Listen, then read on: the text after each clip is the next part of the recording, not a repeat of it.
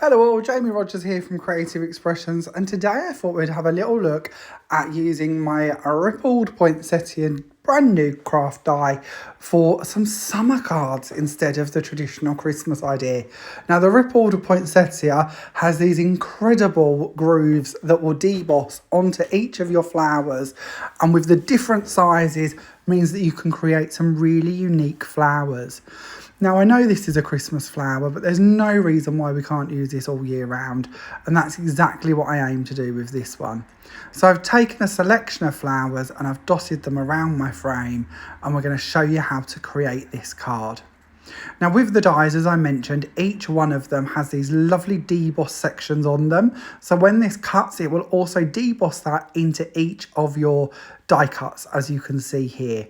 So really with this flower, it's down to the colour card in which you choose to cut it with and how you wish to form them as to how this flower is going to look. So I'm going to hold on to the middle of my flower with each one of them, and I'm going to shape this with a score tool.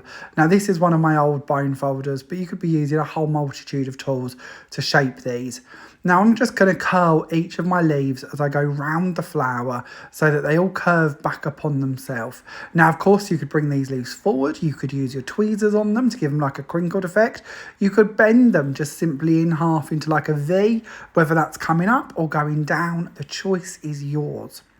Now once you've taken your first layer, you can repeat exactly the same again for your smaller layers, to which I'm stepping down to the next size that's available in that set, and I'm going to offset it into the middle of this one. Now if you wish to fill in the back parts I'm pointing to here, then of course you could use the larger one to go behind it, or again you could bring in the next size down like I am and layer these up. In the middle, I'm going to put in these little pierced circles. These are actually from my Daisy Blossoms set. And this is one of the things I love about my flower collections. It's bringing all of the different components together and mixing and matching them to make up the flowers as I want to. So into the centre they are going to go. With the Rippled Poinsettia set, you do have some proper poinsettia middles to go in there if you would prefer. So choice is yours. But here's one I've done with the Daisy Blossoms set with the middles in, and I've added a little pearl into them. As you can see, I've gone for different sizes, and we're going to use these on the card when we actually come to put that together. Now moving on, I'm going to start off with my card blank here, and we're going to start building up on top of this one and going from there. Now as you can see, I'm going to go for a tent fold for this card, and I'm going to bring in my pink piece of card that I'm going to put on top of this. This is our foundations card. Now you can hopefully see the sizes I've wrote on here, and here's probably quite a good time to confess. I actually did this video live and spoke all over it, and then uploaded the video and found that not a word had been recorded. We all have them days, don't we? As time is slightly short to get this video out today, I've opted to do a voiceover over the top of it, and I'm too blind to tell you what them numbers are, but hopefully on your screen it'll be a little bit larger and you can see them. I'm then going to go ahead and put some white card on over the top of the pink so that it sort of marries up with the layers that we're going to be adding on shortly. And I've gone for a bit of a bold colour next actually. I'm going to use our lime foundations card. Now this is a colour I have fallen in love with over the last couple of months, and I haven't shared with you many of the samples I've been making with it yet, but you are going to see this lime come out in all its glory shortly in many different projects because I've really fell in love with it. And when it comes to making this card and I wanted that sort of citrus, vibrant summer feel, lime was the one to go to for my leaves, and I wanted it to coordinate in some of my other layers, so I've gone for this layer to go behind here.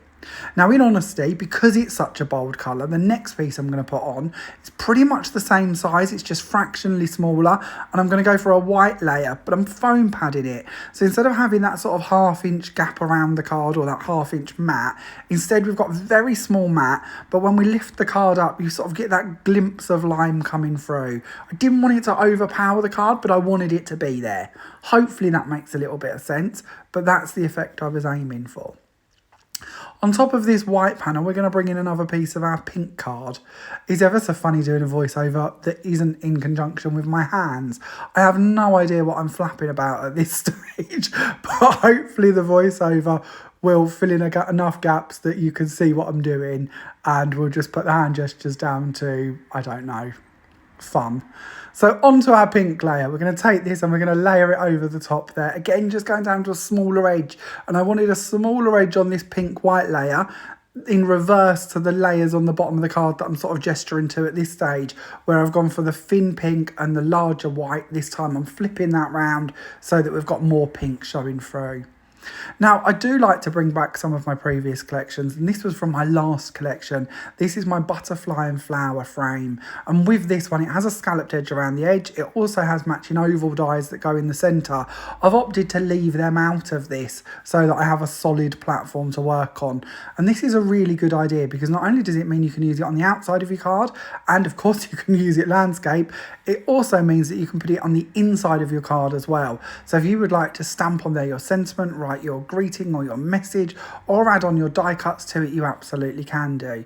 But for this one, we're going to pop this one on the outside of the card as our layer and build up on top of this. Now hopefully I'll stop waving my hands around in a second and we'll move on to a bit of gluing.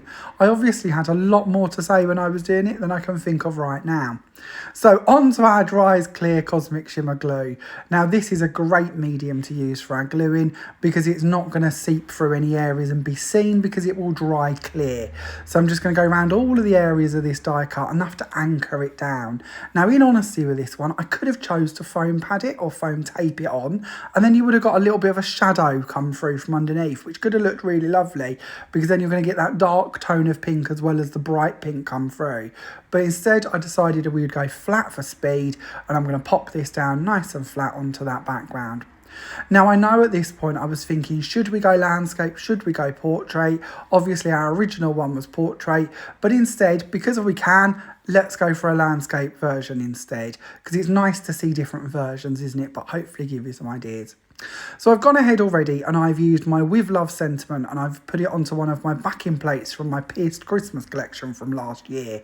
Now, just to mention, all of the dies I've used to create this project are going to appear at the end of the video so you can see them in the packaging, see all the bits you get included, and write down any of the codes or names that you would like to go and add to your collection. I'm going to pop my With Love on its backing plate just over to the right hand side on this one, and it's covered over one of the butterflies in the middle, but it gives me that area which then I can build up and go round the rest of the card with, and that was sort of what I wanted. I didn't want to take up too much room with that sentiment. Now onto my foliage.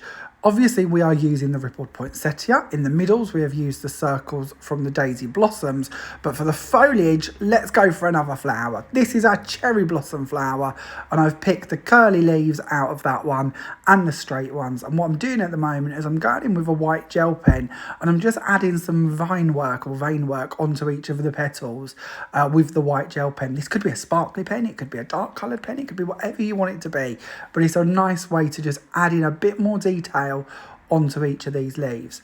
Now you'll notice, and I think I gesture to it in a moment, but I'm not going to use the pen on the bottom leaves because I know I'm going to tuck them under the flowers. So there's no real point in colouring bits that we're not going to see. I know I'm also going to add a little dot onto each of the twiddly swirly bits as well, just so it all ties in and matches. And I purposely went for the white pen this time because I wanted that sort of summer fresh sort of effect that was going through the rest of the card, and obviously we've got a lot of white in our layers and underneath our mats and bits, so that's where I was heading with this one. As you can see, this doesn't have to be perfect, it's just a case of just adding them little doodles on in place so that it's got a little bit of texture to it and a little bit more fanciness. Now then, we're going to start gluing on the flowers. I'm going to bring back in my Dries Clear Cosmic Shimmer Glue. And you're going to notice why in a minute that I love this glue for the flowers, because I just subtly move up that larger flower when I realise I've put it a little bit too low. And that's the joy of a wet glue that doesn't set too quickly. It gives you that moment in time to move these around so that you can position them where you want them to be. Now I think at the moment my hands are waving on about where I'm going to go for my foliage.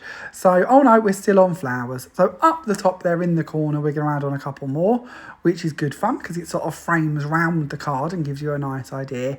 And then I think is when we're going to play with some foliage. Now when I come to put my foliage in place, I like to try and again frame round the rest of the picture. I want that lime to come in a few areas. I don't want it to just be one odd bit of bright lime foliage. So I've done quite a bit of that. Apparently we're not doing foliage, we're going to talk about butterflies. So on to the butterflies. With the butterfly, I am going to back this onto some white card and I'm going to cut round it, which I've already cheated and I've already done. But there's a little tip here. If you don't glue the antennae down, when you come to cut round it, you don't have to cut round the antennae, so it's a bit of a cheat one. There is another way in which you can get the perfect backing to go with these butterflies, and that will depend a little bit on what machine you're using and what stack you use. But if you use the butterfly die with 2 sheets of card at a time, putting the colour down first on top of the die that you want all the filigree cutouts to come from, and the colour you wish to back as your next layer, the die, depending on machine and pressure, will normally cut out the first one perfectly fine, but the back one, it will just cut round the outside. So you can pop that out of your card and then use that as your backing layer instead. And it can save you trimming them out and does look quite neat. So with my butterflies, I've already layered mine. I've given them a bit of a shape. I've added some pearls into the middles of the bodies. And we're now going to attach these on in a couple of places just to sort of bring in that summer vibe, and of course matching the butterflies that are in the background. You know, we've got all of them delicate cuts in the frame of butterflies. It's nice to bring them forward to the front as well. Now we're moving on to foliage. So, bit of card, and we're going to put a blob of glue out on here. And I do tend to dip my foliage into glue like this. It's just a quick, crisp, clean way of adding foliage without having to go with your glue bottle onto each one of them. And you might end up with a bit of blob of glue that you don't need, but we're going to hide it under a flower so it doesn't make too much difference. Now again, as I was waffling on earlier a little bit too early, we're going to try and frame round the card with our foliage, so they're going to come up and go from underneath the flowers on both sides, sort of accentuating that idea.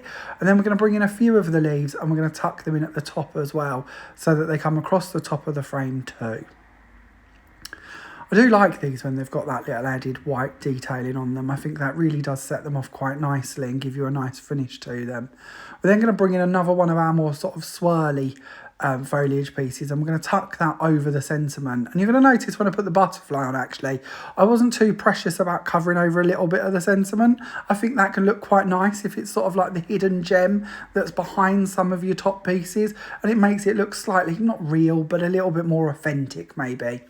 I also like to make sure I put foliage coming out from the bottoms of the displays of the flowers too, because I think sometimes we sort of go up and around but forget that there would be a little bit of foliage coming out of them areas too.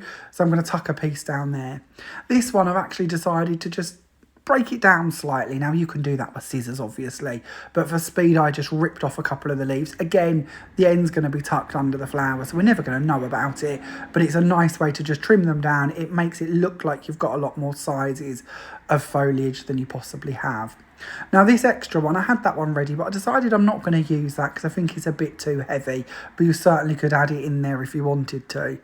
Now hopefully that gives you an idea of how we could bring in that lovely poinsettia, of course with our cherry blossom foliage, our beautiful butterflies and that butterfly background to make some really cool summer cards. And I can't wait to see what you use this collection for, especially the brand new festive collection that launched yesterday. I can't wait to see the ways in which you bring in them flowers to different elements, and of course all of the other bits as well. It's like the sentiment I've chose with love for this card, good luck on the original. But now with my new alphabet die, you could personalise that by putting in names or dates or occasions and bits like that that you would prefer onto that panel. So again, lots more versatility in how you're going to work with the collections in a whole, hopefully from here on in. So that completes our portrait and our landscape version of that card. I hope that gives you a little bit of inspiration. And as I promised, I am going to share with you the dies in which I've used, just so you can see them in case you've got any questions, because I know there are so many to choose from, aren't there? And it's nice to see which is the exact ones that I've been using for this creation. All of the dies and bits I've used, including all of the card and the pens and every other item I've used, are of course available from all good Creative Expression stockists as well, and that applies worldwide. So if you haven't yet found your favourite Creative Expression stockist, don't hesitate to look for one and ask them to get the items that I've been sharing with you if they don't already stock them. That was a brief overview of my brand new festive collection. Here's a little look at the poinsettia we mentioned, the cherry blossom flowers for them beautiful leaves, the butterfly butterfly and flower frame, and that butterfly in the middle is gorgeous. Then we've got the single butterflies, including the separate bodies if you'd like to use them to layer up as well. Then on into the sentiments. This is the essential set of sentiments, which has that with love featured in there. The daisy blossoms I've added onto this, of course, for the little circles to go in the middle of your flowers. And then we've got the backing plate I used with the joyful tidings set. Thank you for watching. I look forward to seeing you again soon. Bye for now.